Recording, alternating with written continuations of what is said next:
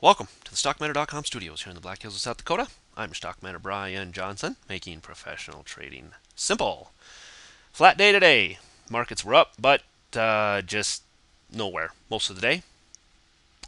You can see it here. We're still stuck in this trend. I mentioned, I don't know if I mentioned it to you or mentioned it to my subscribers. I can't remember, but said I was totally expecting, would not be surprised to see a flat day today. It is exactly what we saw. We had a big move up yesterday. So a lot of times, and we've seen it here over and over and over again, a big day is followed by a nowhere day. And once again, a big day is followed by a nowhere day. Just went straight across the board. Let's even break this down. I didn't see the open today. I was busy doing other stuff. So I don't know. Did we gap up a little bit this morning? I think we did. Yeah, it looks like we did. So you can see we really, from the time we gapped up, there's no trading in the indices. Might have found a little bit in the stocks. I think there was a teeny bit to be doing in the stocks today, but that was about the extent of things for trading.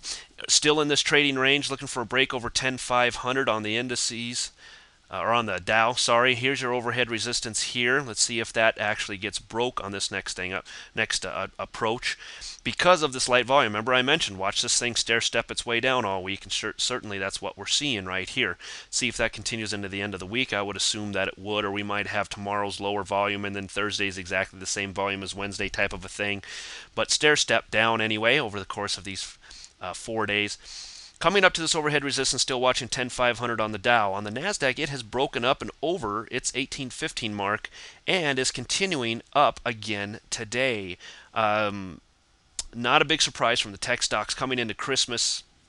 Once again, TVs, iPods, these would be very, very popular. We should see that reflected in stocks such as Apple and others that people are buying these up coming into the holiday.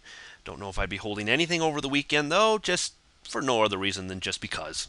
It's going to be a long weekend. A lot of people are not going to want to hold their positions over the weekend and just start again on Monday. Unless you're a long-term investor, obviously.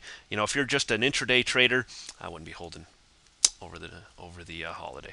Nasdaq on a daily, you can see us moving up, up, up very quickly actually in the Nasdaq. Since it hit the 1780 mark, you can see it bounce and come up very quickly. It's made a lot of progress, and that shows on the weekly up and over this overhead resistance. Now, I expect it to close above this, and I've been talking to you guys about next week. Well, I'm curious to see if we get confirmation next week of this move to the upside. This week, you just have to take it for what it's worth, and that is the markets are moving up, so play it to the upside. But remember that the volume's pouring out of it, and it's very common to see higher prices on lower volume, but that doesn't mean that that's what the big dogs want to ultimately do with this market. So we want confirmation next week that this is a valid move up and over resistance. SPX on a 60-minute, you can see it breaking the 1115 mark. Now I mentioned 1115 to 1120 are where my big be careful zone is, because there's really resistance 1115, 1117, and 1120. It's very difficult to be playing any kind of an indice move in between these two marks.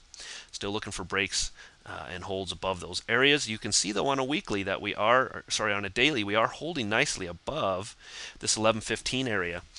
And this, I think, I see no reason why it won't close above here for the week. And then next week will be, of course, the curious one. Will this be a fake out breakout and come back down here, or is it going to continue up and hit this upper side of the channel? That's why I'm so curious coming into next week. From a weekly standpoint, you can see it is not doing what the Nasdaq is. It has not broke this major overhead resistance yet. We'll see if that follows in the next couple days. But so far, the Dow and the SPX have not confirmed what the Nasdaq is doing. But remember, I like to look at the Nasdaq as a leading indicator. Once again, very curious about next week. VIX on a daily falling, confirming this move up in the markets. Santa Claus is coming to town, people, and no one's scared of nothing. I mentioned that I would expect to see this VIX down here at this lower level.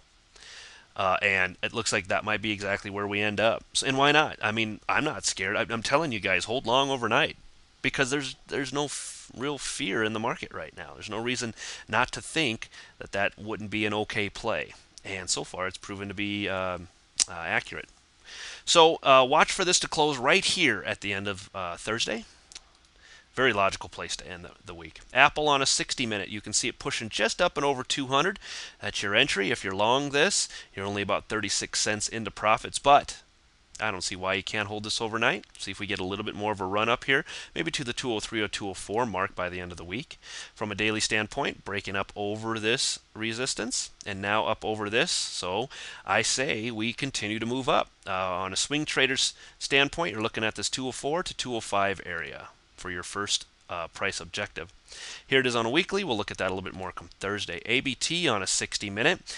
Not going much of anywhere. If we look at a daily, you can see this was when I was looking to go short. If the markets went down, this would have been our short play, but below 53 is not what we saw. And otherwise, even above this area here, we didn't see any of that today. Just flat. No trade here in ABT. ADSK had a great move yesterday. Flat today. Still looking for a more major move over $25.30, which I said was my long play on this. We came to 25.25 today, which was the 50-day moving average. Curious how that worked. So still I'm calling for a defensible long above $25.30, above $25.50 is a more conservative long for those of you that are a little bit more careful.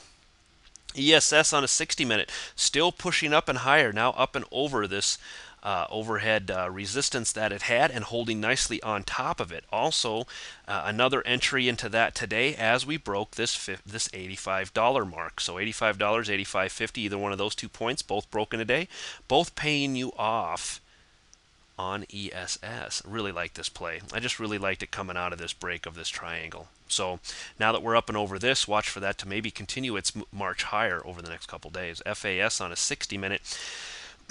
Breaking up and over some of this resistance we have been talking about, holding nicely over the 200s. No reason to think we might not get a little bit more of a push upwards in this. I did mention over this line was an entry, over the 20-day was an entry, and take profits here around the $74, $75 mark. If you did that, congratulations. Great play. If it does push itself up and over this, why not hit 76.31? You guys know I hate this area in here for trading FAS, but during Christmas week, you know, why not stay long? If you can get a break over $75 tomorrow, I'd play it up to at least 76, 76.30, right around in this area here. That'd be a pretty good $1 trade for an intraday trade.